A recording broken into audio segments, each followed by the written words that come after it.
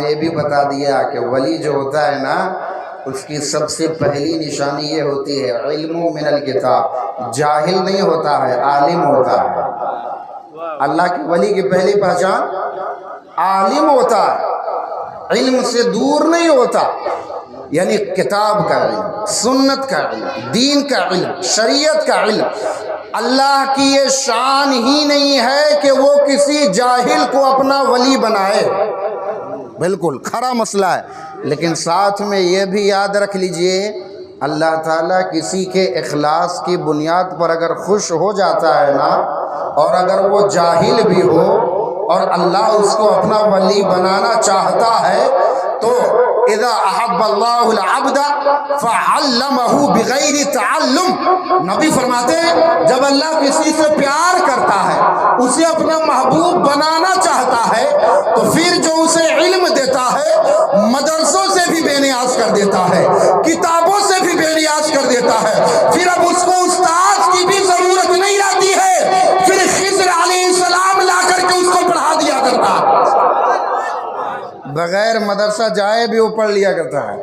اور اس کی ایک مثال حضرت صاحب عرفان منوری رحمۃ اللہ علیہ کے بھائی غالباً شاہ آدم ابدال رحمہ اللہ آپ کا نام ہوا، تو آپ گئے صاحب عرفان منوری کے خانقاہ میں، تو خانقاہ میں حضرت بچوں کو پڑھاتے تھے منطق، فلسفہ، بخاری وغیرہ سارا کچھ۔ ان کے بھائی آئے شاہ آدم ابدال، وہ مدرسے میں پڑھے نہیں تھے، علم انہوں نے کہیں باضابطہ حاصل نہیں کیا تھا، پہنچ گئے اور آ کر کے بیٹھ گئے اس جگہ پر جہاں پہ صاحب عرفان منوری بیٹھا کرتے تھے۔ شاگردوں نے کہا کتنی بڑی جسارت آپ کر رہے ہیں کہ میرے استاذ کی جگہ پر آپ بیٹھ چکے۔ شاہ آدم ابدال نے فرمایا میرے ہوتے ہوئے تیرا استاذ اس جگہ پر بیٹھنے کا حقدار نہیں ہے، میں ہوں تو وہ یہاں پہ بیٹھنے کا حقدار نہیں ہے۔ کہا کیسے؟